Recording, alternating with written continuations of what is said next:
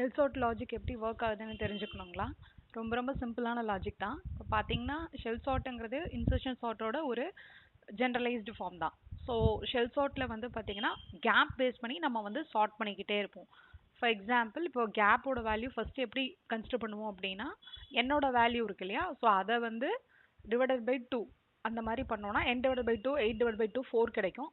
So 4 first gap வந்து 4ஆக இருக்கும், அப்புறம் செகண்ட் இதில் வந்து கேப் 2ஆக இருக்கும், அதுக்கப்புறம் 1ஆக இருக்கும் அன்டில் 0வாக இருக்க வரைக்கும். ஸோ இதே மாதிரி ப்ராசஸ் நடக்கும். ஸோ பட் ஆனால் இங்கே வந்து இங்கே ஜே லூப்பில் பார்த்தீங்கன்னா டெம்ப் வந்து ஏ ஆஃப் ஜே மைனஸ் கேப் கூட கம்பேர் ஆயிருக்கு. ஸோ இந்த ப்ராசஸ் ஏன் நடக்குது, ஏன் வந்து ஜே கிரேட்டர் தென் ஒரு ஈக்குவல் டு கேப்னு சொல்லி செக் பண்ணிட்டு நம்ம உள்ளே போகிறோம். இந்த லாஜிக் இதை பற்றின இதெல்லாம் ஃபுல்லாக தெரியணும் அப்படின்னா வீடியோ லிங்க்ல போய் பாருங்க. ஃபுல் டிஸ்கிரிப்ஷனோட எப்படி ஷெல் சார்ட்டோட லாஜிக் இருக்கு, ப்ளஸ் ப்ரோக்ராமும் ஃபுல்லாக எக்ஸ்பிளைன் பண்ணியிருக்கேன். தேங்க்யூ.